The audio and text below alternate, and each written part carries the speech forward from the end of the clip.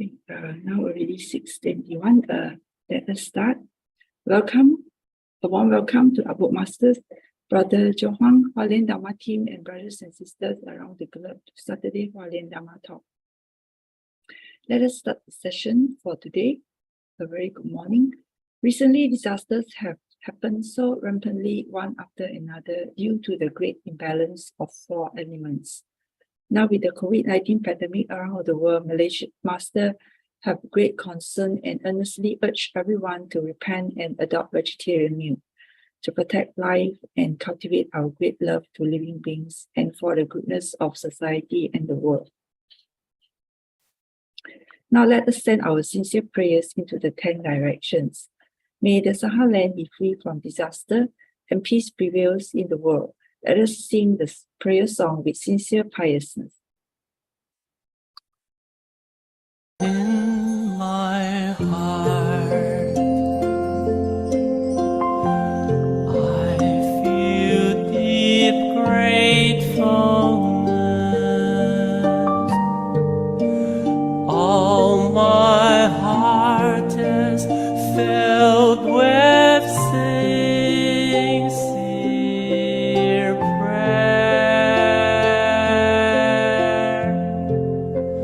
From all corners of the world, let us join our hearts and pray for a world of harmony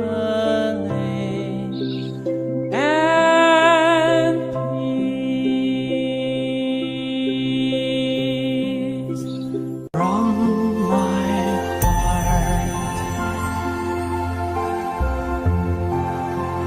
I pray. May we join our hands, our hearts as one.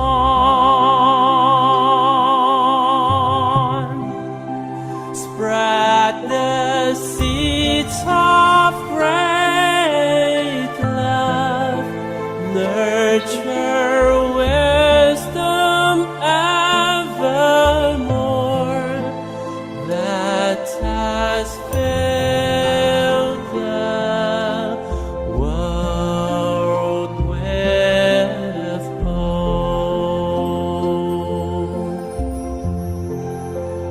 In my heart, I feel deep gratefulness. May all the Buddhas know my prayer. All united with one heart, let us end our hate with love. May there be no suffering hereafter.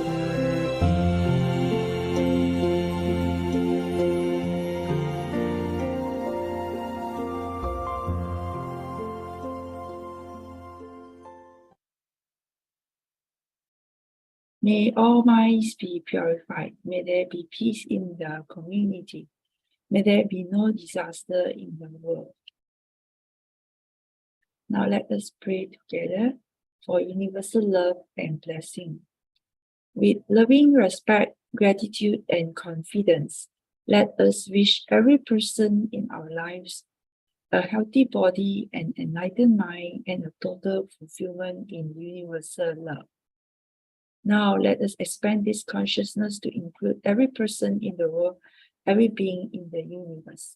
Let our unified love make this wonderful world even better. Let us all immerse ourselves in the joyful embrace of universal love. Before we hear the wonderful sharing, let us invite our masters to lead us in praying homage to Triple Gems. Let us pay our respects for these teachings and explanations to the Buddha and Master Cheng Yen by making 3 sincere bows. Please rise, palms together. First bow. Second bow. Third bow. And a bow to our beloved Abode Masters who could join us today.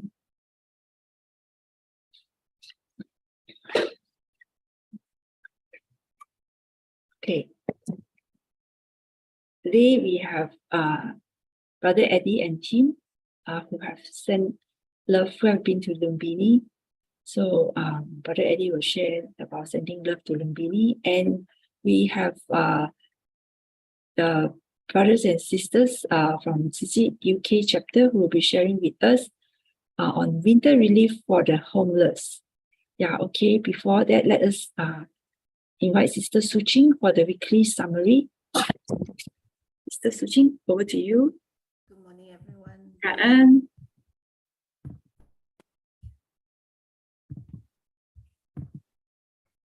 all right, today is a bit long because last week was election day and I was busy in the morning.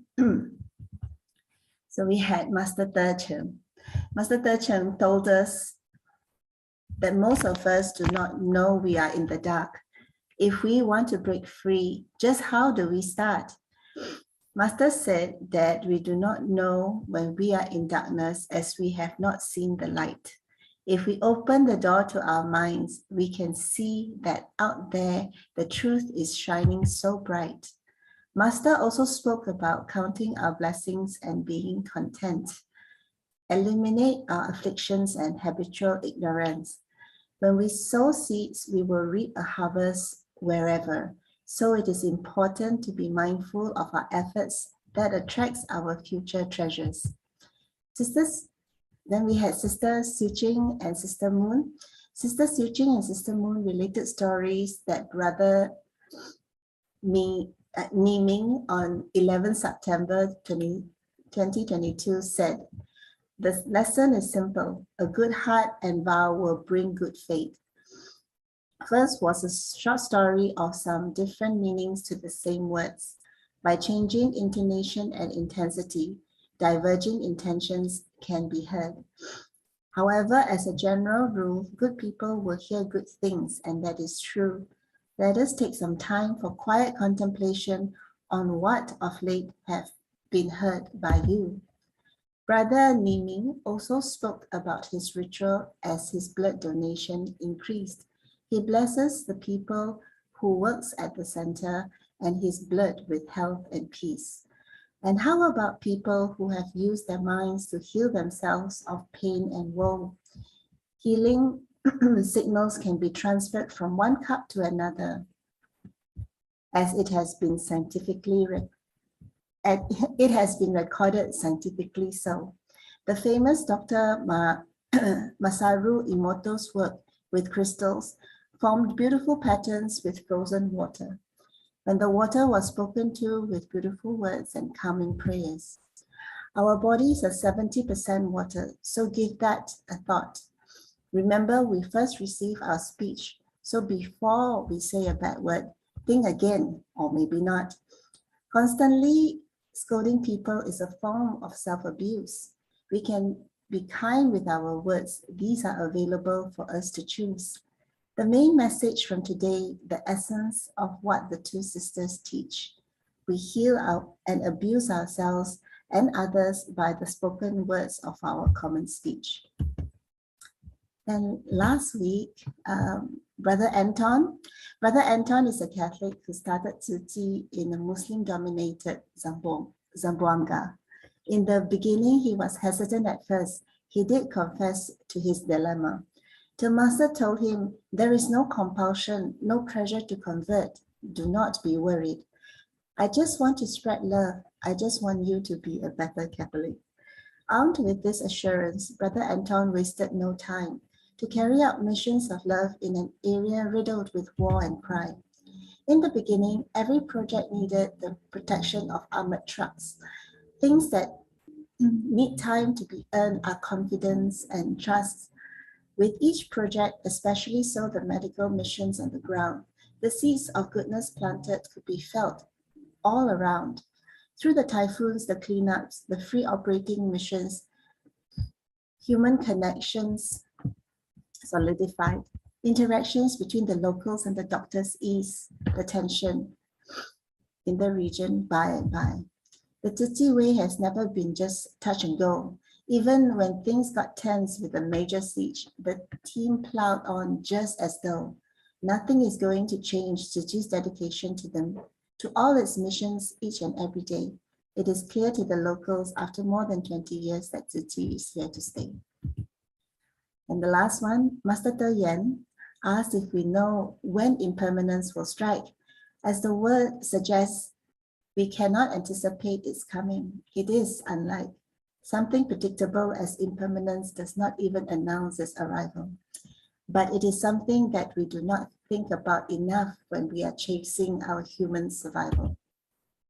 The Buddha reminds us that life is between our breaths, one second to the next. And Master Cheng Yen reminds us to do things that benefit humanity as our lifelong projects. The meaning of our lives is to walk among the masses without a want or yearn. Also, as we are able-bodied, to give ourselves in service to mankind without expecting anything in return. Okay, that's it from me. I will pass over to Brother Robert to introduce the next speaker. Thank you so much, Rakna, for listening. Yeah, thank you so much, Sister Su Ching, for the wonderful summary. Always, I think the summary will give us a reminder, what has happened during the past week, and of course, again this week we have another wonderful session. Warm welcome to all our brothers and sisters from all over the world, and of course we also have our brother Mukunda from Nepal, who has connected with us this morning as well, together with the team of Okay, this morning I think we are most honored to have with us Brother Eddie and our dedicated team of doctors and also pharmacists who will be sharing with us their recent trip to Lumbini. In fact, I think they also have shared with Master, I think, if I'm not mistaken, on the 17th, isn't it, Brother Eddie? Yes. Shared live with Master in Mandarin. Yeah, I think today, we are very privileged to have Brother Eddie and the team to share with us in English, how they managed to apply Master's teachings in Lumbini. Okay, let us invite Brother Eddie and the team. Over to you, Brother Eddie. Hi, hello. Morning to all the brother and sister, especially to Mukunda. I think you're very early morning, 4 o'clock, something like that. So without wasting any time. Yes, brother. It's 15 past 4 in the morning. Yes. Today, I think me, ChinSwan, Dr. Verna, Josephine, we are going to share something about our fruitful trips in Lumbini. So if Mukunda want to add on anything, anytime he can add on anything, I think he is familiar with all the situations over there. Okay, brother, no problem. Yeah, let me share the slides first.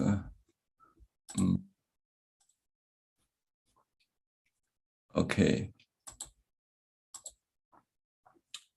We know this is Lumbini, a very nice place. Actually, Brother Mukunda bring us to this place, Lumbini Garden, very nice place. And it's a World Heritage, is one of major tourist attractions. Many foreigners come over to visit this place. Okay, beautiful scenery. Okay, and this is the place where the Buddha is born, and the first step of Buddha, the footprint is inside this temple. Okay, and there's a pond there when Buddha's mother, okay, before give birth, take bath over there. Okay. Very nice place. Okay, surrounded by very nice scenery. Okay. But in the real world, outside the garden is totally different things. You walk on the street, 5 something in the morning, many homeless people, okay, and then they're begging for money, you know. So surrounding area actually is very poor, right? Poor hygiene. You can see while they're washing something, you know, beside is a cow dung, dry cow dung. Okay. So Master also wish us to contribute something back to Lumbini, the birthplace of Buddha. So that's why we a trip. This is a photo with a Malaysia healthcare professional. Singapore is not inside. Okay, we will go to Lumbini. This is in KLIA airport. Okay. So we go for small scale medical missions. Medical mission. These are people all queuing up to go for the medical. And this is a scenario in. I'll talk about my part. I'm in charge of a pediatric. Okay.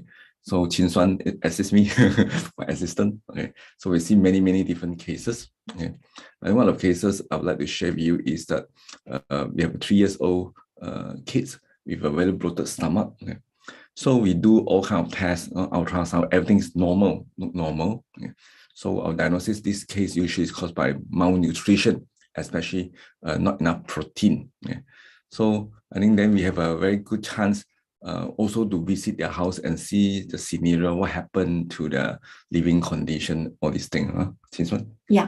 So after the camp, we went for the home visit to visit this 3-year-old boy. He called Rakna, and the house was built by Tsai because the previous house was collapsed. So Tsai built this house for them, and this is the bedroom that sleep by 5 members, and they don't even have any cupboard, and that is a very small suitcase, a suitcase that when I asked the girl or the daughter to open up, and nothing much inside, and not much clothes also inside the suitcase. So this family consists of 5 members, and the mother is she has a mental problem. And the father, we didn't meet the father because the father went out for odd job. So most of the job they are doing is farming. So as and when people ask the father to work, then he will go. So unfortunately, when we went there, the father was working. So the father is also partially blind. Yeah. So they have 3 children, and the eldest is 9 years old. So the 9 years old will in charge of the household, the cooking, and the second one is 7 years old, in charge of washing clothes, and the youngest one is 3 years old. So all these 3 siblings are very smart. You know that they are very smart, even though they don't go to school. Yeah, and you can see the environment, the hygiene that they face. You know that. All those, you can see the flies, you know, everywhere, you know, even the rice, the whole, there's flies on it, you know. So what they eat, when we reach there, they just have their lunch. So their lunch is just consists of white rice and huge tons of sauce on the rice. So this is how they eat, you know. So I just show you the video that we have taken. So we asked one of the brother, hey, you have biscuit, can share with this little boy. So he so eagerly received the biscuits from brother Wenfu, and he's very smart, even though he get all these snacks. And when the sister came back, he will share with the sisters. He will share with the sisters the biscuits, you know. So, and then we went out of the house, and then there's open space. So the sister cooked the veggies. You can see the wok is so dark and dirty, and the veggie is dipped with oil. Inside is oil, it's not water.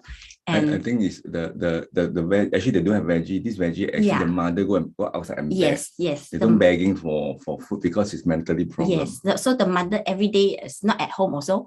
The first time when we went, the mother went out for begging. So whatever food that she begged, she will bring home and then let the children eat. So even though the mother has a mental problem, but you can see that she has unconditional love to the children, where whatever food he will bring back, and then the eldest daughter will cook. This is the the dish that cooked by the eldest daughter. For the father. Yes, for the father, and they don't eat. And all the veggie are soaked with oil, and you can see the expression of Eddie, the food can't even go into the mouth. It's so salty. And initially I was very reluctant to try also because I can foresee that they don't wash the veggie. I assume that she just cut and just cook the veggie. So, but Eddie said, you touch the wok and see the wok is still hot. It's okay to try, because without trying, you don't know what they eat and how it tastes like. So at last I tried, So the veggie can't even go into your mouth. Just imagine, it's so salty. And after you eat, you can see that Brother Chifong, keep on drinking water, and Brother Wenfu, they keep on drinking water because it's too salty. And the salt inside, you can imagine the salt. They sell the salt, the minimum is 1 kg per packet. This is... Yeah, we try to ask for a smaller packet. There's no smaller packet available. That's why I don't know. But in the same medical camp, actually we eat the 香鸡饭, okay? Because we are all Tzu people, we eat the 香鸡饭. But to serve the local healthcare professional, actually we order catering, cater special food for them to eat, the local food to eat. Okay? So I also managed to try to go to the place and then see what food they eat and try to taste their food. Also very salty. Not only that, you can see there's an extra bowl of salt, right, for you to grab the salt and sprinkle on the food. So it's already very salty. They still want to add more salt. This is their culture. And then in my examination room, I saw this report. This report actually done by the previous medical outreach. There are a lot of statistics. They see the number first one, hemiplegia, it means half body is a stroke patient, many stroke patient, but no hypertension is mentioned there. No hypertension mentioned there. But when we do the outreach, actually many people have hypertension, most likely caused by their food, especially the salty food. Many cases of hypertension. Young people, 40 plus, they get hypertension.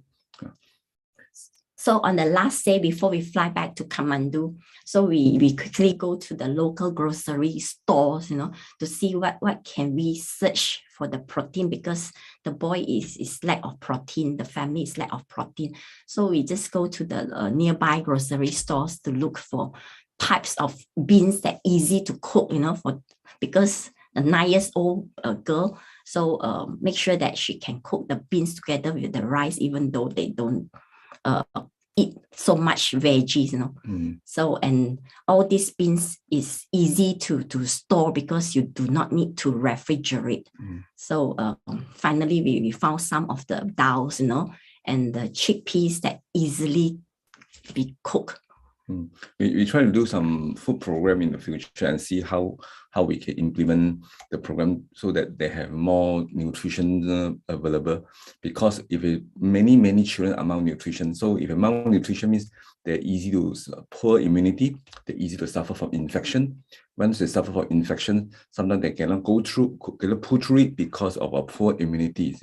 So the nutrition is one important part besides the hygiene.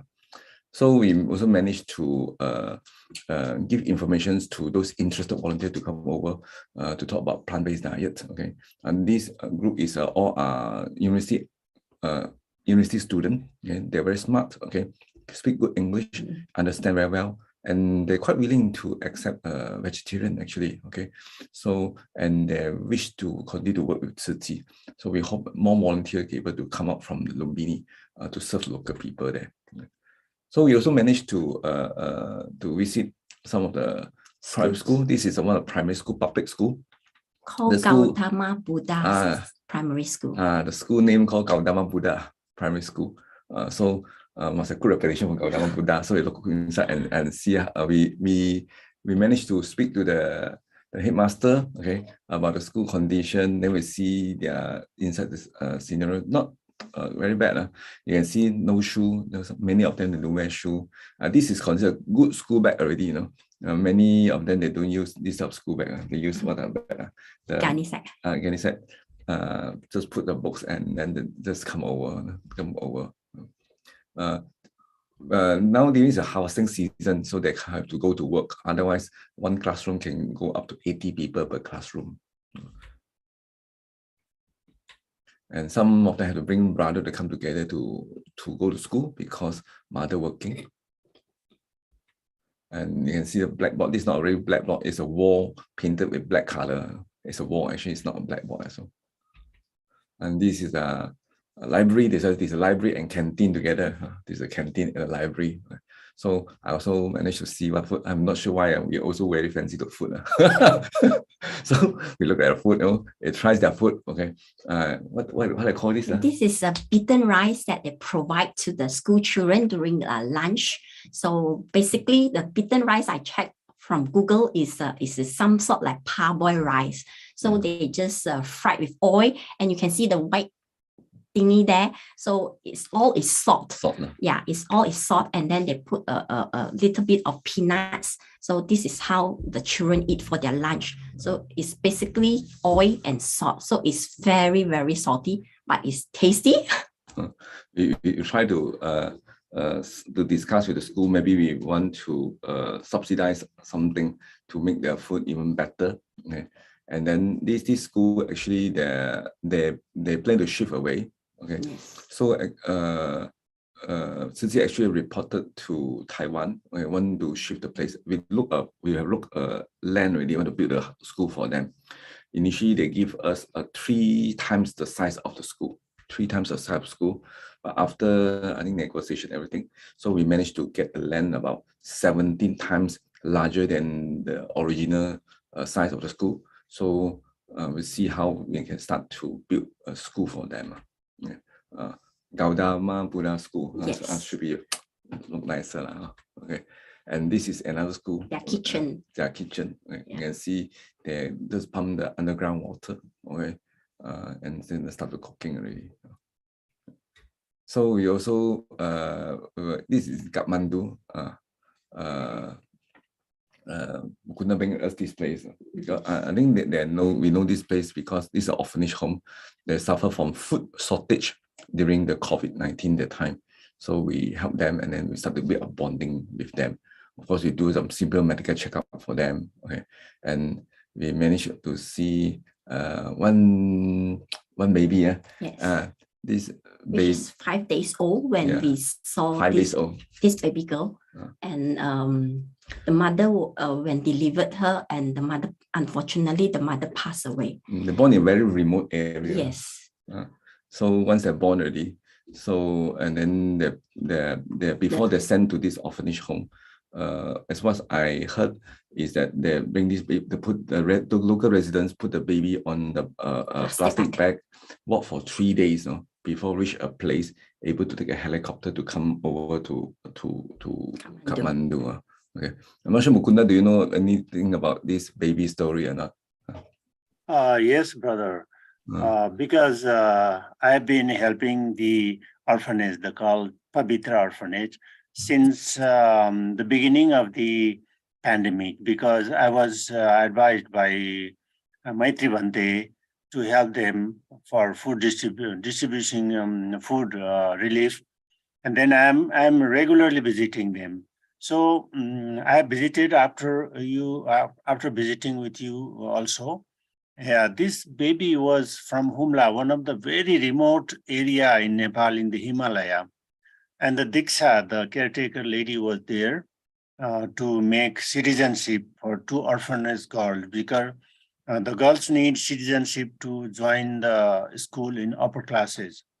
And she's very popular. So the policemen and the other administration know about her and the how well managed she's keeping the Pavitra orphanage. So they requested her to take this child also. And, like you said, her mother died and his father is physically disabled. And so she's very compassionate. So she brought it, like you said, brother, by, the security in the remote district arranged the helicopter, and we met this lady, young lady, the new 5 days old lady in the orphanage. Yeah, everybody liked her.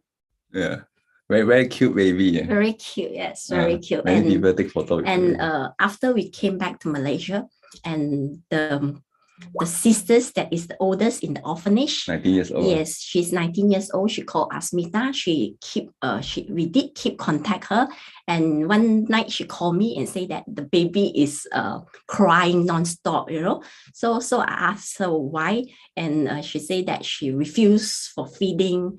No, then we say you show us the picture. So she sent me this baby girl picture on the 21st of November, and I say, hey, the baby girl looks good and healthy, no, she's fine. And then a few days later, she texted me and say that, oh yes, she's fine. So maybe I thought this baby might have a colicky problem because she only cry on the particular time. So, and the caretaker is very compassionate, and when we see this baby, say, I intend to name this baby as Tsai baby. So they want to put a name as Tsai. Yes. So actually, we're very grateful to have this chance to come for this trip to experience the suffering the people have and see how well we are doing here. Actually, okay, we can see their food and nutrition is a big problem. Okay, low protein, low vegetable, very high salt. Okay, hygiene is a problem. They don't have clean water. Many don't have shoes.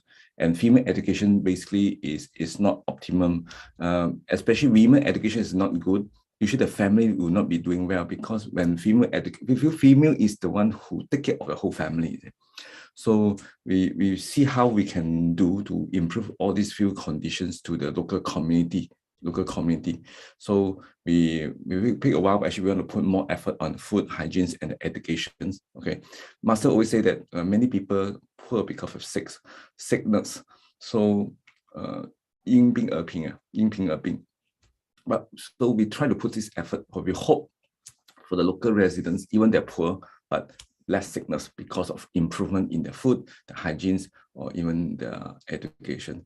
And then Nepal, actually, we have chance. We want to go back to Nepal and then to serve them again. And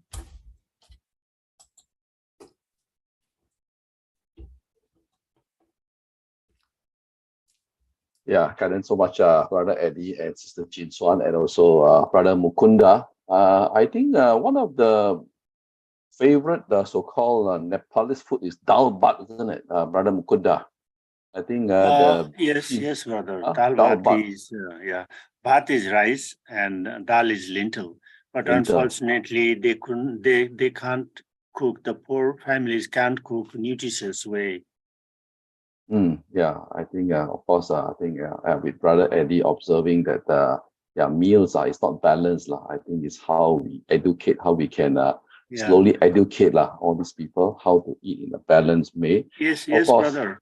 Can I add some more? Sure. Because yesterday I was with Dr. Tang, Sister Cecilia, and they returned to Lumbini yesterday. So in the morning I joined them. I was with them whole day. And I share that I'm also president of the Nepal Youth Foundation. And one of the major activity of this foundation is we are working since last 15 years on child malnutrition. And I asked him if I can request one of my experts she's a lady working since many years. What we do is we collect the malnourished children from the children's hospital and also from villages, and we put them in our center. It is called New Rehabilitation Center. It's like a small hospital, and the staffs are well trained, very compassionate. And what we do is, as long as the child is she or he is perfect, we put in this center very amicably, and then it is compulsory to have his or her mother also in this center, because by the time the child recovers, sometimes it takes 9 months, 10 months also. So during this time, the mother is trained in our kitchen to cook the nutritious food out of the food grain what is available in her village, not the fancy packets of energy foods. So we also ask her to teach this to other ladies in the village. So that's our campaign. We have been doing all over Nepal. So I asked Dr. Tang if I can request these nice ladies to come to Lumbini and also share with the group. So he said, yeah, that's good idea. So I will work on it. Mukunda, Fantastic. if any of these contact we can group together, we can have a Zoom meeting with her also. Yeah, that's possible, Brother Eddie. I will do that. Yes. Okay, I'll contact with you. Yeah. Kanan, Brother Mukunda for the great work, and of course, Brother Eddie. Brother Eddie, other team members like Dr. Verna and Sister Joe, are they sharing as well this morning? They're sharing. They have a very good story to share. Okay, come. Now we shall invite Dr. Verna, Sister Verna Lee to share. Verna, over to you. Good morning. Morning. Hi, morning. Good morning, everyone. Joe, do you want to share first? It's okay. I just follow Ayala because I'm registration. So okay, I'll share first. I just click only, isn't it? Okay, wait. Sorry. Okay. Can you see? Yes, we can see. Okay. Okay. Good morning, brother and sister. Good morning, Brother Mukunda. So nice to see you here again. Okay. Good morning, sister. I'm Josephine, everyone. I'm Josephine Siu. I'm a nurse by profession. I'm a nurse, okay?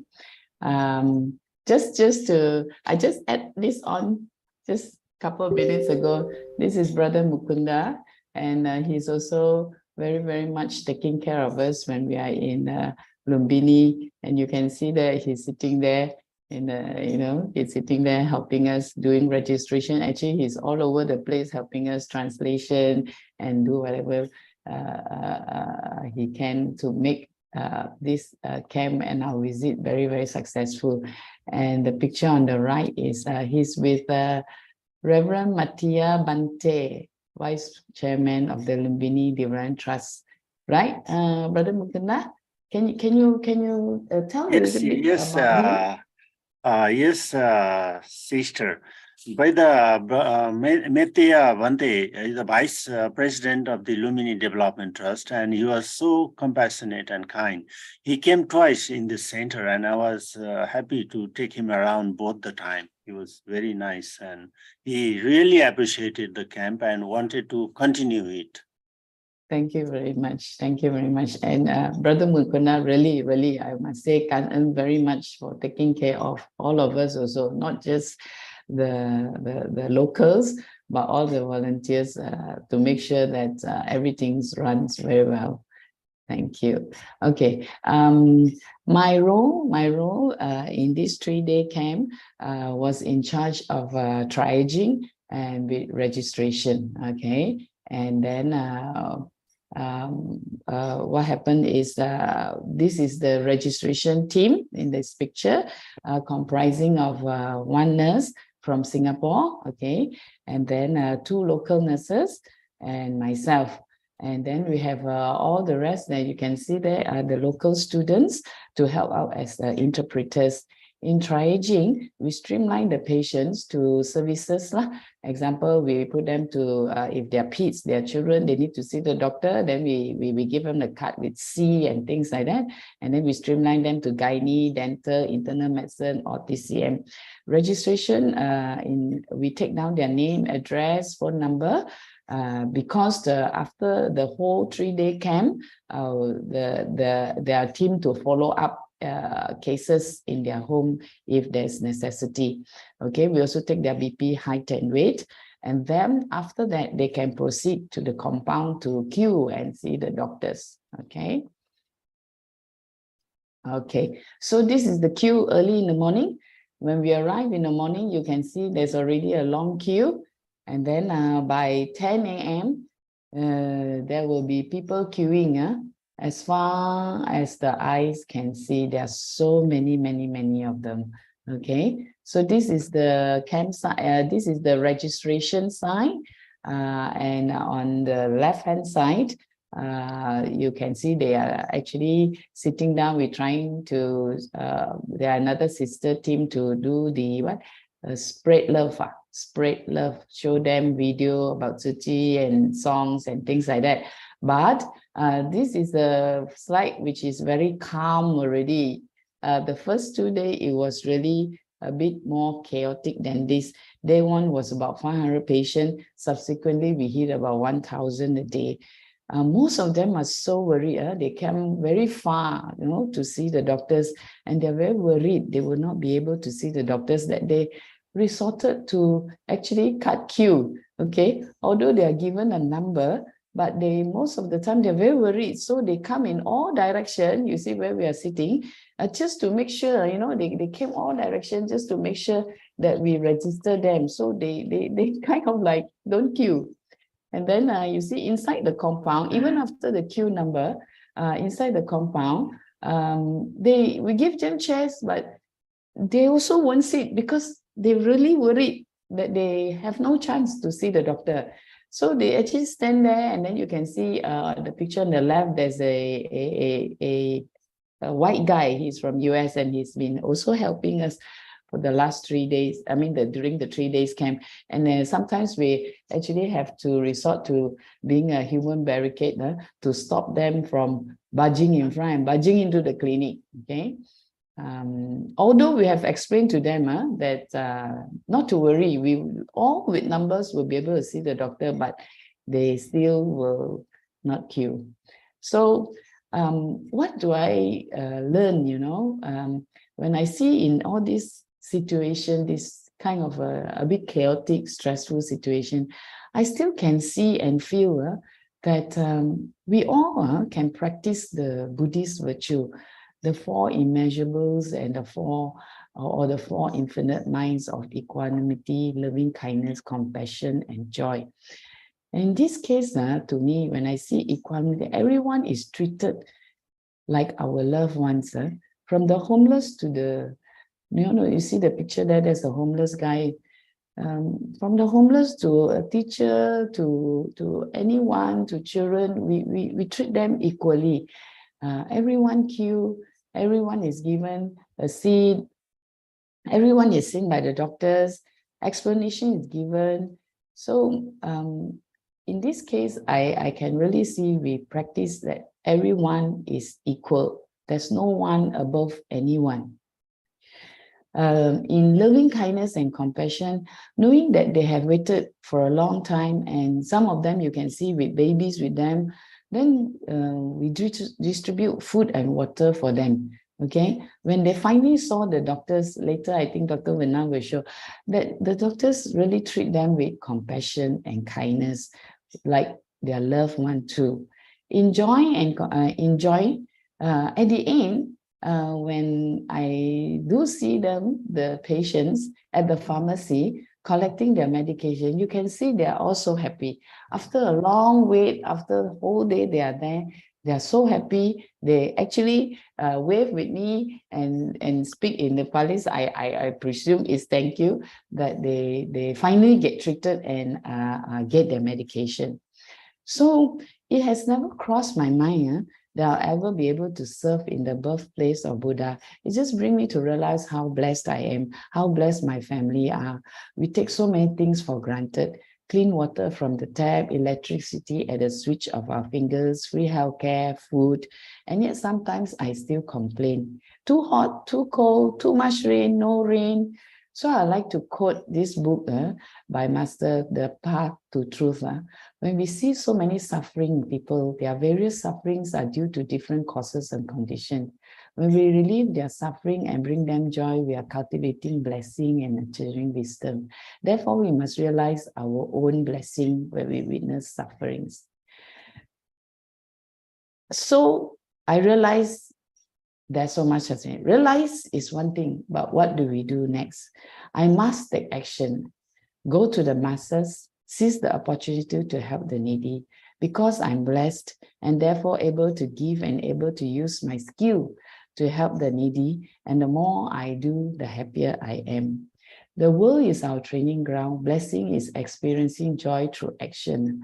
Master say we must genuinely dedicate ourselves to seizing each moment and helping the needy. Then we will have indeed become living bodhisattva. As living bodhisattva, our minds and hearts will always be joyful and at ease at all times. Idle men have no joy. Busy men have no trouble. Before I left for Lumbini, I had a little argument with my home brother. The moment I arrive in KLAA, I am taken straight into action. Who to do what to who to carry what, or what to share out, let's share out, carry this, etc., etc. I no time to think about my issues at home. There was so much to do. When I arrived home, I lost my voice and I was coughing. Don't worry, it's not COVID, it's just the overuse of my voice. My home brother immediately boiled herbal tea for me every day, hence the picture of the cup of herbal tea. All trouble had been forgotten. We can't even remember what was the issue at the first place. Didn't I just gain lots of joy? So that's all my sharing for this morning, Kan-en, brother and sister. Yeah, thank so much, Sister Josephine. I think you hit the right note. Yeah, I think through all this witnessing suffering, yeah, we gain all these realizations. I think all of us, you know, as we walk this path. Yeah, wonderful sharing, Sister Jo. And then, yeah, over to you, Sister Verna now. Thank you. Good morning, everyone, sisters and brothers. Yeah. Can you see my screen? Yes, we can. Okay.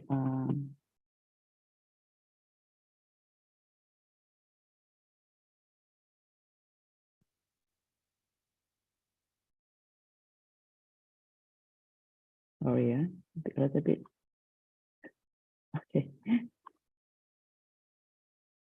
Right. Good morning again. Yeah. Okay, I think I'm not going to. This picture has been shown many times this morning, and you know, just to show that we are out there. So actually, my deepest gratitude to Sister Su Ching, right, to invite me to share this morning. I've been actually attending this Saturday morning Dharma sharing for almost like about 2 years. So never know that I come into my mind that I'm having this chance to share. So just please bear with me. I'm going to go straight probably to the point, since Brother Eddie and Sister ChinSwan and Sister Jo have shared so much. So again, this is the group from KL, the 11 of us. But when we reach Lumbini, the group getting bigger. So this is the group from Malaysia, Singapore, and Kathmandu in Lumbini. And this is the showing the entrance of the camp when we first arrived. And in fact, actually, we are very thankful for the Kathmandu and the Lumbini group who arrange transport fetchers to pick us, to make sure we are safely and soundly arrive at the camp on time. And we are like pampered and spoiled brat basically throughout that 3 days camp. You know, without them, I think we'll be lost, be very lost. So again, this camp site, when we first arrived, I was actually worried, you know, hey, how come there are still breaks and then you know, sand, lots of construction stuff around the camp. Basically, this is actually the IBS, or International Buddhist Society office, or and actually their building. You know, this place belongs to them, and they have actually what I've learned, the IBS had actually organized annual bigger camp in Lumbini. So they have not been organizing it during the pandemic. So they want to revise the camp again. In fact, you know, with even on daily basis, they actually offer healthcare services like antenatal checkup, dental surgery at a very small fees. Yeah. And if you look on the left, this is the white color building, the 2-story white color building, which was recently built by Tsai for IBS. So during the 3-day camp, we actually use this building, and I am very, I was very lucky, or sort of. We were in this brand new white building, very comfortable. Looking at the outside, like what Dr. Brother Eddie had shown, it's like, but inside this building, we are I feel like, we are again very pampered. So the ground floor, we have the Chinese medicine, or actually the people here are very fond of acupuncture. So they actually call that as acupuncture instead of Chinese medicine. And then on the other side were medical, and then on the top floor were the gynae and the radiologists, where they have the ultrasounds and the women's health taken care of. You notice the construction material were actually still all over the campsite. But, we just go ahead, I was like, oh, okay, we can actually do a medical camp, it's like, in a building that was not ready. So I'd be a little bit like taken aback. So averagely, as Sister Jo had mentioned, these are the kind of scenes that we saw, when at the outside. I didn't have a chance to go out, and I was sitting in my room and never got a chance to get up from my chair to actually, these photos were actually shared by them. There were about 1,000 every day, so we saw about 3,000 patients. Many of them, I believe, have not seen a doctor for a long, long time. So that's why when they heard us coming, they were actually very anxious to, just to see us. So I'm going to share some of the patient story that I have the chance and opportunity to take care of them. So this is my team. This is the team of the general medical doctors. We have Dr. Ho from Singapore, Dr. Chua from Penang, Malaysia, and Dr. Neil from Nepal. Right, myself. The others was high school and university students who are our ears and our mouth. You can imagine all of us couldn't understand what the patient says. So without this group of students, I think we were all lost. So we are very grateful to have them with us throughout the 3 days. And I am really, really fortunate to have this Mr. Vivek Gupta. He's a 17-year-old O-level student. He was my translator throughout the 3 days, and he told me he wanted to study medicine in US. And at the end of the 3rd day, he told me that he's going to study very hard and he will become a specialist and will be like one of us, and wanted to come back to serve Lumbini. He's actually from Lumbini. His family are a little bit on the higher caste, so he's very lucky. And then you look at the way he dressed and the people outside outside the door, outside the entrance. Yeah, I hope that during the 3 days I have actually demonstrated some attributes of a good doctor, and hopefully inspire him to be a caring doctor and really, really come back to Lumbini and serve people in Lumbini. So I think actually one of the reasons we were all there in Lumbini is to not just to help, not just to serve them, but also to inspire and to create more awareness and allow the people in Lumbini or Nepal to help them to help them, because we will not be there all the time. I think we will not be there forever. So, but the Nepalese and the Lumbini people will be there. So they will have to be educated, like what Brother Eddie had said earlier. They have to have the chance to improve themselves, yeah, so that they can help themselves. All right, I am going to share some of my patients or my experience there. So if you look at this, we try very hard, this is my attempt, try to communicate with the locals. and many women like this, yeah, who sit down with me that day or that 3 days, they will complain of pains. They have headaches, they have neck pain, other pain, back pain, you know, stomach pain, you know, you just name it. They will say, when I ask what's wrong with you, what do you want, what's your problem, they will start listing down all the pain. Even my translator, he will say, okay, Dr. Verna, I will just say they will have pain all over. You know, at the end of 3 days, it's like I can become a doctor already for this camp. So he actually was jovially saying that no, all the people here they are no, say they have all multiple pain, and if I do not start telling them that I will refer you for the ultrasound, because they have been told, I think they have been told pamphlets and advertisement and brochures in the town that there are scans in this camp. So as long as I don't refer them for the scan, they wouldn't get up from the chair. They will sit there and say, would you send me to the scan? I want to scan my whole body. So I think that's the kind of situation, or the kind of hope, the hopeful wishes that they want. So when they see us, they're like, okay, please do all the things that you have for me. I don't want to miss out anything. So when you ask them how long they have this pain, they will tell you 1 year, 2 years, 3 years. It's not 1 day, 2 days, 3 days. They really make sure that we listen to them, and then we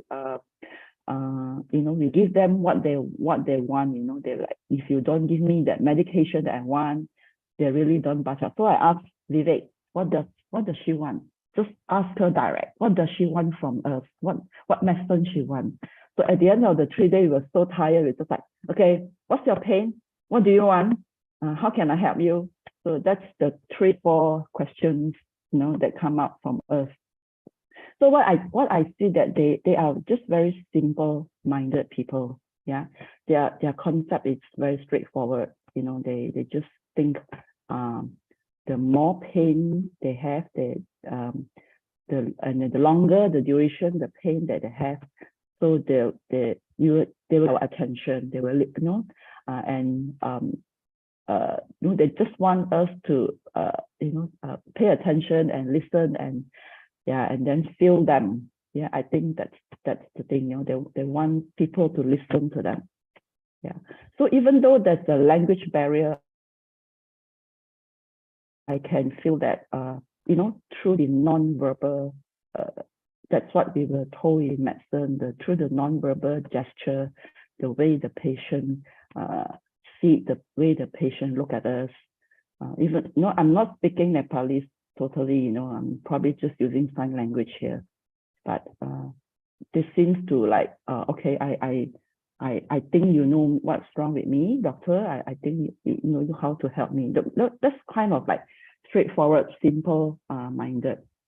So as what Dr. Eddie had said, just like in many patients that I see in Malaysia, I'm a family medicine doctor. So my bread and butter is hypertension and diabetes.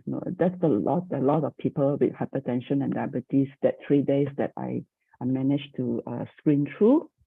So suppose it's because of their diet and lifestyle. So it's not just the rich people having this lifestyle disease, even the poor people in Lumbini also are suffering. I think that's the reason why in the list that Dr. Eddie showed, the first thing on the list is hemiplegia, which means stroke. Yeah, the layman is stroke. So that's the first, and then that's why I think people who had stroke, the first thing they think about is rehabilitation, like acupuncture. I don't think they have the luxury of having physio or physiotherapy here. So I think as long as there is something for the physical therapy like acupuncture, they're very happy. All right. So I want to share this patient who come with a stroke. He came in a vehicle straight into our camp. He couldn't walk. So he was brought in by his wife and another man who is actually like another relative. So he came actually not to see a doctor. He came because they want to bring him to do acupuncture. But because of his high blood pressure, he was then referred to us. He has a very high BP reading. Somehow acupuncture is more popular than seeing a doctor there in Nepali, in Lumbini. So this is the wife. If you notice that the wife came in with a bag of scans, MRI, medicines, she's holding it. The moment they were brought in, they pour out everything on the table, and then she was like, okay, what's wrong with my husband? Can she get up? Can he get up and walk again?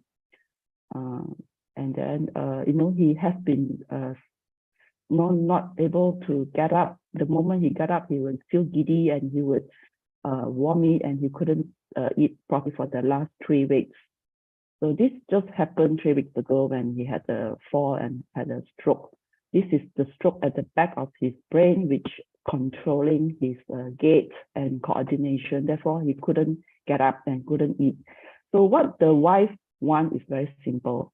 What the wife wants is the husband to be able to work again. But for us, it is not so simple. It is not so easy for me to tell her that the husband may not be able to work. He's a tailor, may not be able to do his tailoring work, and then will not be able to normal get. It's not, and you can see how sad is her face, and she was like having a very high hope when she walked in, but then when doctors say, this is you just have to live with the kind of condition. So sometimes we felt very helpless. We do not know how much we can help. So but there for them, they say, okay, there's doctors from Malaysia, doctors from Singapore, doctors from Kathmandu. So yeah, we have high hope here. They think we can help them. This is another case that I saw, a 69-year-old man. Dr. Neil was like, Dr. Verna, I'm going to send you all the difficult case to handle. Dr. Neil at the back of the picture, if you see the local Kathmandu doctor, he's actually a doctor from Kathmandu. So this man, he has not been walking actually for 4 years and had not seen a doctor until 6th of November that day, when they heard there's a camp, they wanted to know what's wrong. The wife actually said, can you do a scan on my husband, and give us some medicine so that he can walk again. And I felt really, really helpless. I am not sure how to help them actually. He needs more than just medicine. I don't think we have enough medicine in the camp to make him walk again. And in fact, I have no idea what is going on and what is wrong with him. When I held him up, he actually can stand, but he couldn't really walk in a straight line. I don't have a diagnosis for him. I felt like I couldn't really help him much. So what I did actually, I did not know what to do. I just turned around and said, Dr. Ho. Dr. Ho was sitting next to me, the doctor who is more experienced with Su Ching kind of like a medical camp. As this is my first medical camp, and if I found any issue, what should I do? I am actually lost.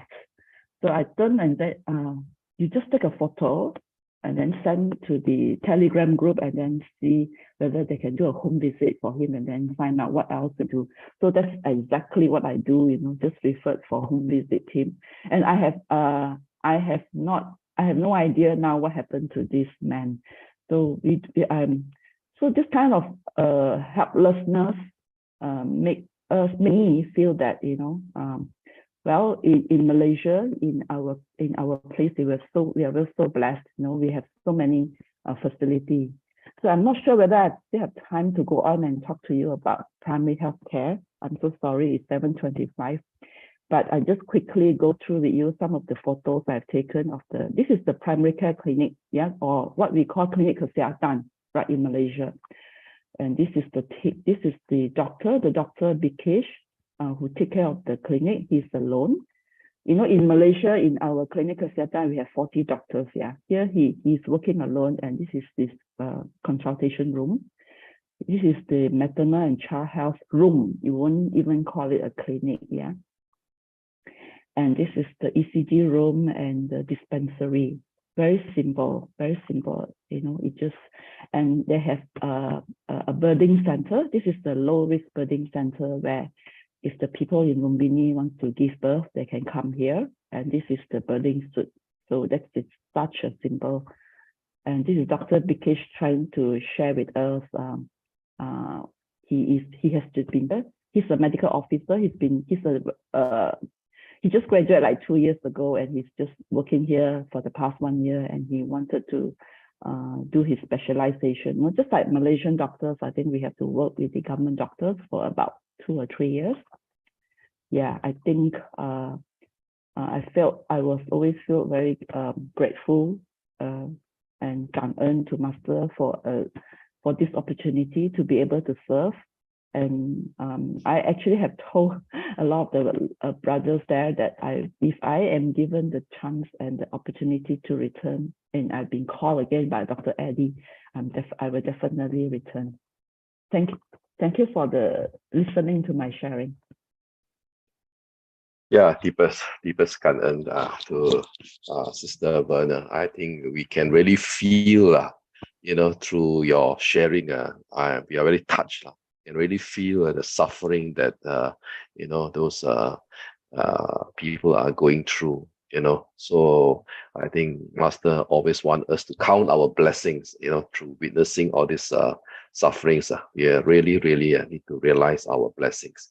And of course, I think you rightly pointed out, I think one of the Master's most important direction is to, you know, request us to guide the local volunteers, the Nepalese, the local Nepalese, you know, to take over, you know, to continue all this great work. Brother Mukunda, I think, I think we need to get all these local Nepalese to work on, you know, this, continue to do all this great work, Brother Mukunda, you know. Sure, brother. Yeah, sure. Yeah. Of course, we are dedicated to fulfill the wish of Sangran. Yeah, Kandan so much. Namaste, Brother Mukunda. I think the best remarks I think we can give to everyone is to have a good day, and everyone will continue this great work. Yeah, Kandan so much. I think maybe we can take a group photo first. Everyone, please on your video. Sister Su Ching, are you there to help us to take our group photo, Sister Su Ching?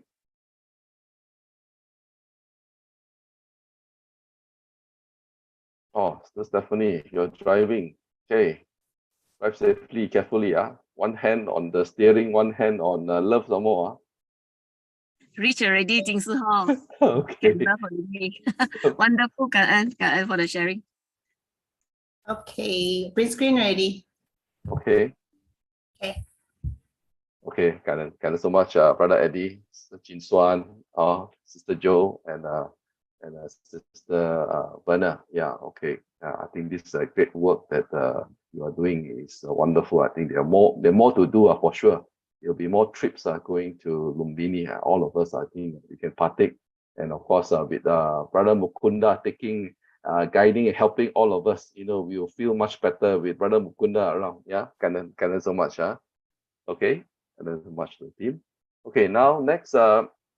In line, we have our group of volunteers from UK, all the way from UK, Sister Li-Nan. Yeah, I think we are very much privileged to have her to share with us the winter relief. This winter relief was done last year, I was told, isn't it? Last year in Edinburgh. Okay, we will now pass the stage to Sister Li-Nan. Over to you, and then. And then, Dharma masters and brothers and sisters of the world, good morning and good evening. My name is Li-Nan, and I'm from Edinburgh, UK. Thank you for inviting me to share my experience of winter relief. What time is it now in Edinburgh? It's 11:30. 11:30 at night. at night. Yes. Now may I share my? Sure, please go ahead. Yeah. Okay. Okay. Right. I'll just enlarge it first.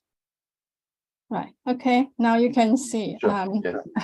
So first of all, I need to introduce you Scarlett, and Scarlett is where you can see the home. That's where I live, and then the top bed of the UK is Scarlett, and it's quite cold. So in Edinburgh at the moment, we are about outside. You will feel about 2 degrees, so it's quite cold in the winter. But although it's a very cold place in winter, people are often quite warm and friendly. However, we do have this problem. You can see on the screen the government's statistics. There are many people in Scotland still struggling with poverty. So 1 in 4 children in Scotland are living in poverty. 1 in 5 working age people in Scotland are living in poverty. And then 14% of the pensioners, and also 61% of the working age adults, and 68% of children in poverty as well. So this is a bit serious. And because of this, right, I also show you the very recent statistics of the status. And then you can see we have this problem, like too many people in Scotland are becoming homeless because of the housing emergency. So many people apply for places to stay, but there are just not enough homes. And then particularly from 2020 to 2022, you can see the line just shooting up so much. So households in temporary accommodation in Scotland, it's just 35% higher than 2014. And then, of course, the children are suffering too. So I noticed this, and then we decided to do something. When I say I, because that time, basically, I was the only Tzu Chi commissioner in Scotland. And then, so in 2013 and 14, I actually did go out by myself. And so I couldn't have team members yet. And then from 2015, luckily, I persuaded my friends. On the photo, you can see it's a family. There are actually three generations.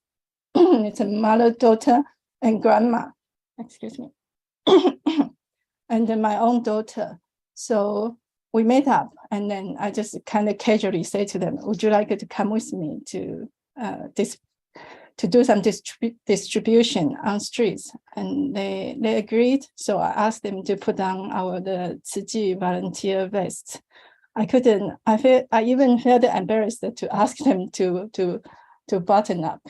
But anyway, we set out, and I prepared some things in advance. We actually didn't have budget at that time. But anyway, on the street, we gave away our gifts.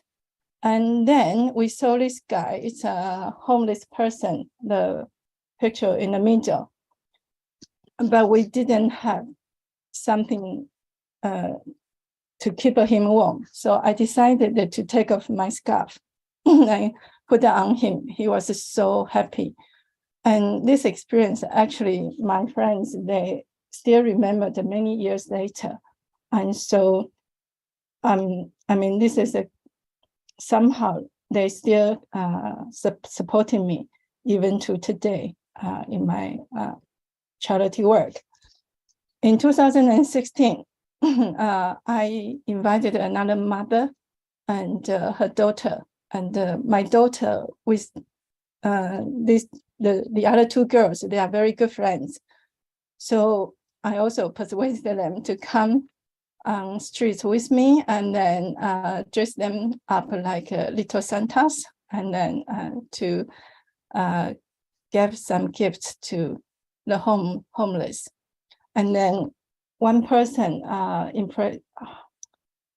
to say that, I remember the vividly, is this guy here. He was a veteran, a retired soldier, still quite young. I don't know what happened to him, but he was on street. And so I told the girls to crouch down as well. Then this kind of situation continued for a couple more years, and still small group. I couldn't find enough volunteers to go with me. Then in 2018, something interesting happened when we carry out our distribution, and this Malaysian lady approached me. She and her son that time, they came to me and then asked me, "Are you from Tsai?" And I said, "Yes." I said, "I have been looking for you for about 1 year." I said, "I'm sorry. I think she tried to contact me the year before, while I actually was quite busy with my personal life and had a bit of a break. And then so I didn't help her, manage to help her that time. But we on street, we just left the contact number. So the next year, she became my volunteer. And also in 3 years' time, she became our commissioner. So in 2019, finally, I got some more support, and from our UK Tsai how to say, brothers and sisters. And so I had some sisters that came up to Edinburgh from England. I also had some volunteers that came down from the north of Scotland. And then some of them are doctors. So I got some doctors. And that was because earlier that year in spring, we had a volunteer camp in Malvern. And then some of them were influenced by Dr. Carmen, if you know her. And so we were introduced in a way, and so they become my, because I live in Scotland, so and they became my volunteers, and we set out in the winter, and we also got more material from our Tsai UK as well. So I was quite pleased, and I thought, great, this may mean I can expand my my work, and then we can do more. But 2019, we all know what happened. Yeah. Before I continue, I will just explain. This page is to show the area we covered. So the blue lines are the whole areas that we want to go through. But then we were divided into two teams, the yellow team and the red team. And then to reach as many people as we could. And then because of the pandemic, so in 2020, Tsai Edinburgh's annual winter relief distribution just wait a minute. Just basically we to the homeless people took place in mid-December. Then, unlike the previous years, the distribution was carried out in 3 rounds of 3, the smaller groups of 3. And due to the severity of this, the second wave of COVID, and the cities actually has unpredictable weather condition. So we just did it in several days. And then our volunteers always took precautions before we setting out. So we wear masks and we use a hand sanitizer and wore gloves. And then our volunteers were on foot, took buses or drove a car for covering the large areas. And we take turns to carry the distribution bags, hoping to give warmth and love to homeless people. And then we also try to work as a multitask team because we need to, we were told that we should keep a record and to document the whole experience. So we just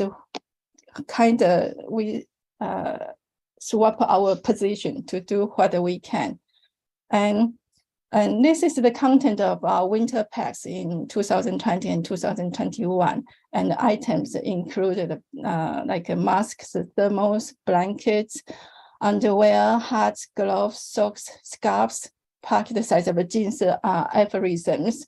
And we have a homemade bookmark with encouraging words and vegged out promotion pamphlet and so on. And then we also packed hand tissues, like toothbrushes, vitamin tablets, and some the soup sachet, oatmeal, and biscuit, chocolate, this kind of thing. And the items, we actually got some items donated by the Edinburgh Food Bank because we had some cooperation, and we also supported them as well. And now, because many people were suffering mentally, so basically I decided to make these lavender pouches, and the pattern of the clothes, it's a bit like a Christmas. So hope that the receiver will enjoy these gifts. And then these are some lovely cards made by students from James Gillespie High School in Edinburgh. And their drawings and handwritings were filled with sincerity and the holiday spirit. They also wrote the Jing's aphorism sentence, and they just learned some Chinese. And then their teacher was my friend, so I'm so glad she helped. And then so we set out to the streets, then we start to distribute our things. Our volunteers, we try to chat with the homeless people and as friends. And apart from, I mean, we just ask about their well-being. And some of them are quite willing to tell us a bit more about themselves. And now, if you remember, this lady, Ginny, actually was my very strong helper. And then her son, Darryl, learned so much from his mom, and also showed how to show care and love to the homeless. And he was a very quick learner and always looked ahead earnestly to spot the homeless people along the streets. Right, I should read this. Even though we are dedicating ourselves and giving these care packages to them, we should still remember to thank them for giving us the opportunities to cultivate a Buddhist heart and practice sharing. Darryl was told, and he put his palms together and said thank you wholeheartedly after giving the bag. Sorry, give me a second. And when Tzu Chi volunteers interacted with the homeless people by crouching to their eye level, sometimes they got very surprised and responded with shining smiles. We believe they felt our warmth and gentleness towards them. We have noticed that there were more young faces and female homeless these days. Occasionally, we saw couples.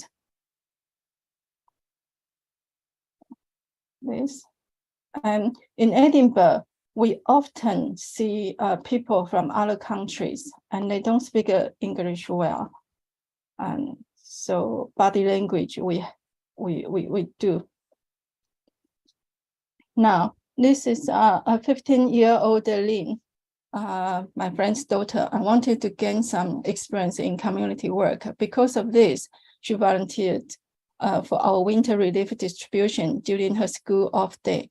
Lin felt that she had learned a lot from this experience and was filled with Dharma joy. After returning home, she couldn't wait to share her thoughts with her Japanese mother and Scottish father. She was impressed by Tzu Chi. And Lorita, this is her first time. This was her first time joining the winter relief distribution. She said that the string of actions such as giving away the care packs sincerely and respectfully with both hands, gently asking after the street friends and sending them blessings, make her realize the importance of letting go of our ego. Likewise, she felt we should also be humble in front of our Mother Earth and pay her respects and more attention. And then this year, we just carried out our winter relief last week at the Salvation Army Hostel. It was another precious experience for our team. There were a lot of detail to tell, but I don't have so much time today, so maybe next time. Okay, this is my sharing. And I want to say that in Edinburgh or in Scotland, actually, there are many charities who are trying to help the homeless. And each one of them try their best. And I hope our Tzu Chi can also provide our special way and to make the homeless people, homeless people a better future and a better connection with us. Okay, thank you. Yeah, very much. Karen, Sister Li-Nan. Yeah, we I really feel the heartfelt work that you are doing here. I think, of course, the starting is always difficult. I think you are alone, but I think you are so wise to bring along your family members and slowly to influence people around you to work together with you to walk this Bodhisattva path. Yeah, I think you continue this great work that you are doing, Sister Li-Nan. Yeah, I think we are most grateful to hear, and we hope to listen more to all this wonderful work and wonderful stories that you are doing in Edinburgh. Yeah, thank you so much for the sharing. Okay, next we have Sister Ethel. So Ethel, you have two equipment, or Sister Ethel and Brother Maxon will be sharing with us a warm embrace. Okay, yeah, over to you, Sister Ethel. Right, thank you very much, brother. Could I share my screen? Yes, please go ahead. Okay, so there we are. Share. Okay. Could we confirm that you can see my screen okay? Yes, perfect. Okay, wonderful. Both of you are sharing from where? From UK? Which part of UK? I'm currently in London. Oh, you're in London. And what about Brother Maxon? I'm currently in Cambridge. Ah, okay. Welcome. Okay, over to you. Great. Right, thank you for having us, and we are very delighted to be here today. I am aware there are lots of friends, sisters and brothers of Tzu Chi screening in from different parts of the world. So I'm not going to say good morning, good afternoon, whatever, because I don't know what time. But it is now 10 to midnight, and I'm very pumped up to share this warm embrace concept. And here we go. Right, so as an introduction, as a little context, as part of the Tzu Chi Ukraine relief, we have come together from the UK to show some support to our friends in Ukraine. And we have decided to do this through music. And we hope to show some of the work the group has put together. Okay, so before we dive straight in to tell you exactly what we did, I would like you to listen with your ears and watch with your, listen with your eyes and watch with your ears. I'm going to play a little video. And if it's possible, I'd like to get some feedback from people viewing from YouTube or people viewing from Zoom to start typing any words that comes to your mind in the chat of Zoom and in the comments, if possible. Okie dokie. Here we go. Okay.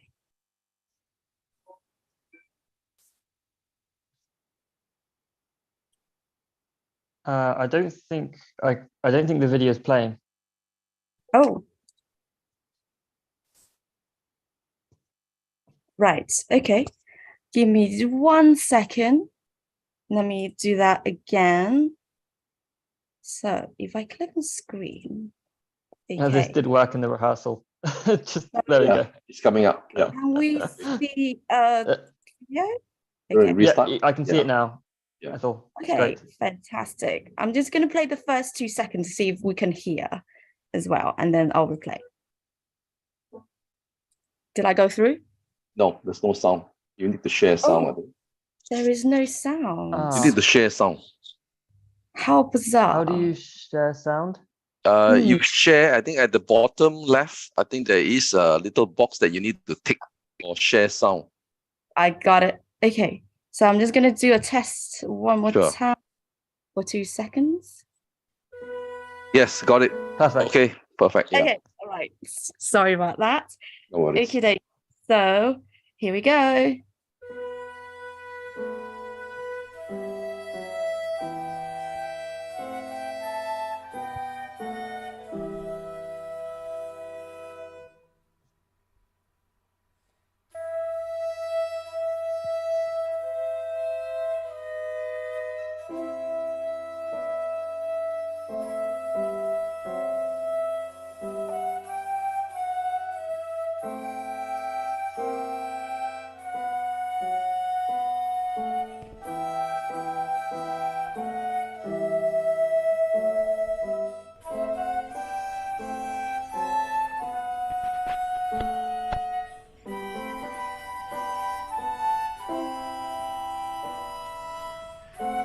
Та працівників Збройних сил України була пов'язана група ДРГ. Одна ракета. Это пиздец.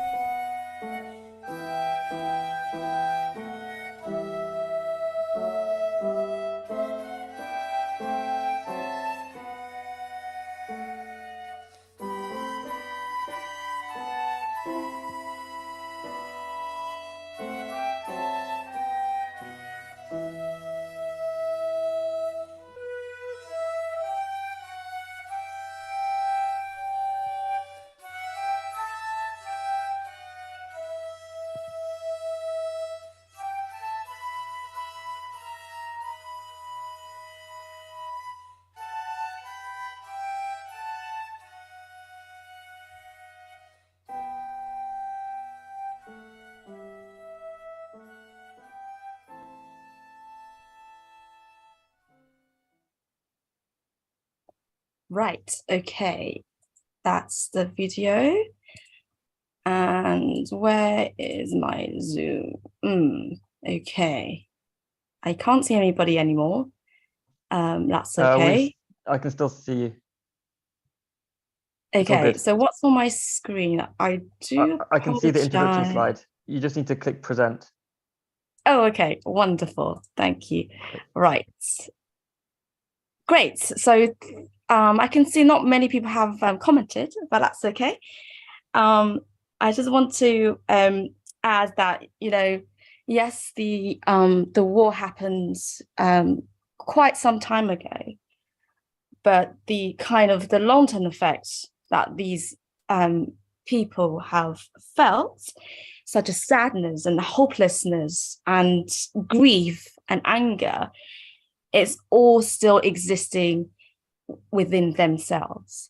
And all the people who watch the media all share one of more forms of emotions. And that is exactly why we thought with music, it's such a universal language that we can all feel, that we want to tap into their hearts and really give them a pat on the back. And Maxon is going to carry on for the next slide. Yeah, so the reality of the war in Ukraine really touched us, and we really wanted to help them in whatever way we could. So from the news and the videos, we felt sadness, anger, and despair, and tried to really channel this into a force of positive change. From this, we started the Ukrainian Music Project with the goal of performing in front of the refugees and lift their spirit. It started off as just an idea the two of us thought up, but eventually we managed to get together a group of 8 volunteers who are musicians as well, and we were able to make it happen. We wanted to show all the refugees that despite the hardships in their life and despite us never knowing them or being miles away, there were people here in the UK who really wanted to help them in whatever way we could and give them a warm embrace. And also the music from the video you just saw was actually from the volunteers and recorded by one of our volunteers, Peter. Next slide. Okay, right. Sorry about this. Okay, great. So we come to another video I'd like to share with you all is our ensemble. So our arranged, okay, something is happening again. I don't know why. Okay. That would look fine to me. Okay, fine. Okay, so I'm now going to play a video of our arrangement from our volunteer musicians. Okay, here we go.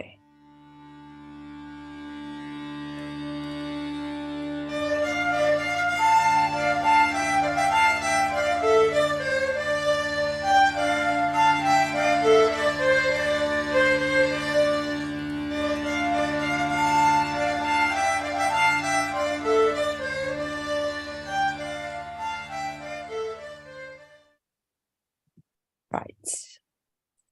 Okay. So I just want to point out that we can see on this slide, it consisted of group with various ages. And from the video, there were 3 school kids. So we had Verna on the flute, we had Chloe on the violin, and Winston on the violin. In fact, Verna and Winston were year 10 and 11, which is they were at a quite crucial stage of their school life where they hit a lot of serious national exams, but they persevered through the months to really help a little bit from their contribution to what we can do for these Ukrainian friends. So we were very delighted that there are lots of people who are willing to come together. And we can see Peter is the gentleman with a bun on the keyboard and accordion. And he was also our producer. So he actually helped us film each musician individually and put all the recordings together, which was the soundtrack that you heard in the last video. And Maxon did all the music arrangement with Peter as well. Okie dokie. Oh, that's Chloe on the violin.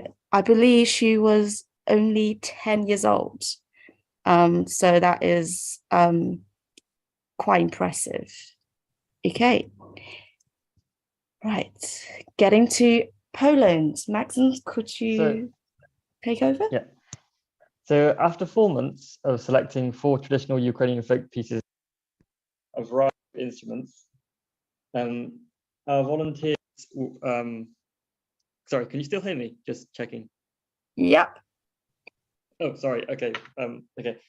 So after 4 months of selecting 4 Ukrainian folk pieces for a variety of instruments, our volunteers were given the thumbs up in July to go to Poland. It was fantastic. So after a lot of organizing from both Sister Xinling and Tiffany, we were able to go to Poland after some COVID complications, as there always is.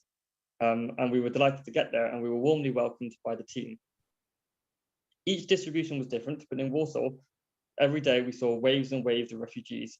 There must have been several hundred who came for aid every day. The team there were amazing. They consisted of both Su Ching volunteers who were working there, but also from refugees who had gone through the process and, despite all their hardships, wanted to spend their time and effort in helping other refugees and support them through this process. Next slide. Great. Okie dokie. So when we got to Poland, we were very delighted to meet a team consisting of Ukrainian and people from around the world. So we had a Spanish person, we had people from Taiwan and different parts of Europe. And very quickly we were introduced to the host, so Anastasia. So she's a music teacher by training, and she's been a volunteer from the start. And quickly we discussed about what we could do musically, and she was delighted that we could go up the stage and do live performances. So we played one of the Tsai song called Spreading Love, which we quickly arranged during after the first distribution, during the break for flute and violin. So the piece was soft and mellow and calm, and it has really meaningful lyrics. So it was really lovely to have different volunteers to explain the meaning of spreading love, and with our fantastic translators, so that the audience can really understand what is the message that we were trying to convey. And in the bottom right corner, what happened was on the 4th day after the main distribution, we followed to our lovely Ukrainian volunteers. So there's one here, and then there's another one who's not in the photo. So they've been doing lots of visits to this shelter. So it is a purposely built apartment, I would say, and within this apartment, between different floors, we have family units, and they've been looking after them to make sure that they've got the food that they need and the supply, etc. So we follow them through for an afternoon, and this is where we play the soundtrack that we recorded back in England, and then Max and I, we played violin and flute part on top. So the idea is that yes, we might not be physically together, but through music we really want to remove this boundary, and that we all come together as one human race. Okay, next slide. So in addition to our music, there were also other music events in the campaign. So one of the most poignant moments in the campaign was hearing Anastasia singing folk songs along with the audience. It was very clear that the music had great meaning to them, as they all knew the lyrics well and were able to sing along without any help. We were also able to incorporate some of the Su Ching sign language, which we also got great audience participation from, and that's the picture in the top right, with Ethel being the guide. Next slide. Great. So, yeah, do you want to continue, Maxim? Yeah, so in addition to the music relief, we were also able to get our hands stuck in with the physical and more practical side. So the top left is a picture of us buying grocery items for the aforementioned shelter. And the bottom right is us helping out with the checking in process for some of the refugees who are asking for aid. Next slide.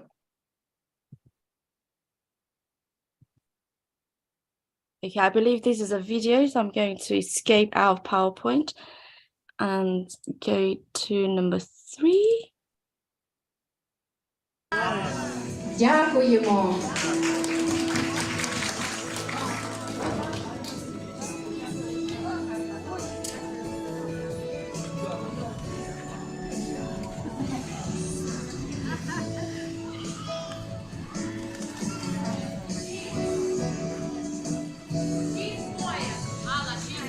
Okay, right, and then go back to the PowerPoint. Slide. There we go. So on reflection of the campaign, we really enjoyed it, and we hope that we were able to make a positive difference, and are very, very honored to have been able to perform music that we arranged and that other people have worked so hard on, to the Ukrainian volunteers and to the refugees. We also really enjoyed the activities and being able to help practically and technically in the event, and we hope that in the future we can do similar things and be a positive force for change in the future. Thank you. Great. So if we have time, we can open to Q&A. I can see there's some messages on Zoom. So great, thank you for the feedback, everybody. And I'll hand back to Brother Robert. Thank you very much. Yeah, thank you, Sister Ito and Brother Maxon. I think what you did wonderful, turning despair, using music, to turn despair into hope, spreading all this universal value of compassion and love, really putting into action, compassion and love into action. Okay, we have our group of volunteers live from our ChinSwan Hall in Kuala Lumpur. Yeah, I think we have, they are all readily, eagerly waiting for a group of nearly 100 students from some orphanage coming over to visit us.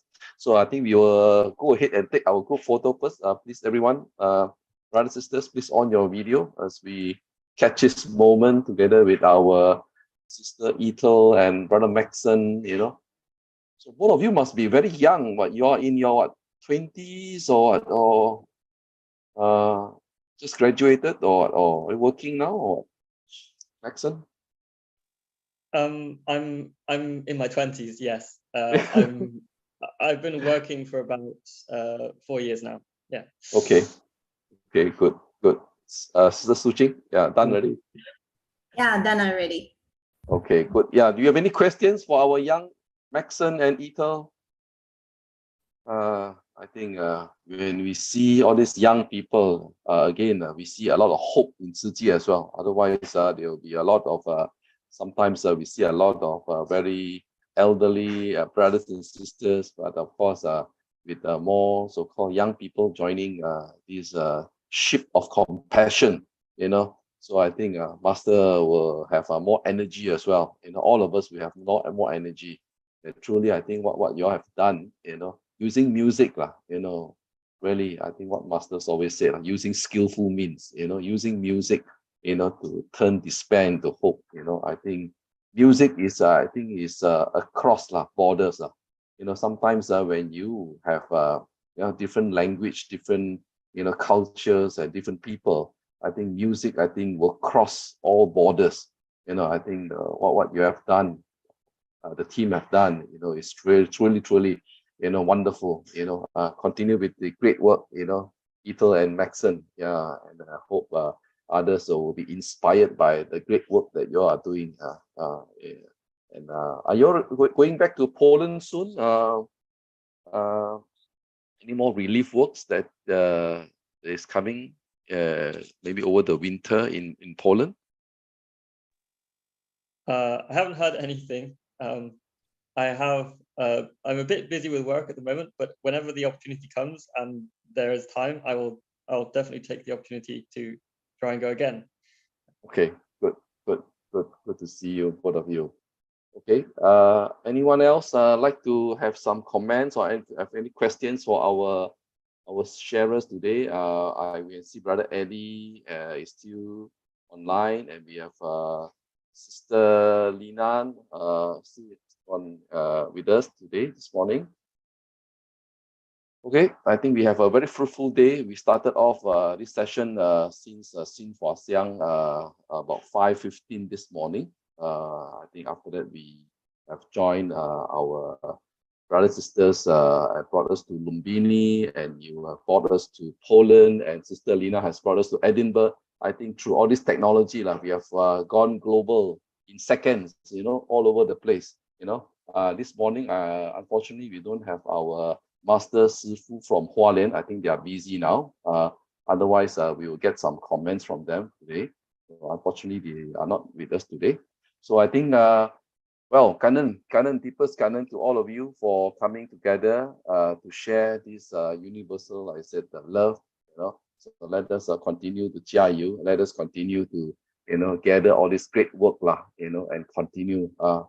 Okay, kanan so much. Okay, we will pay homage to Buddha and Sangren together.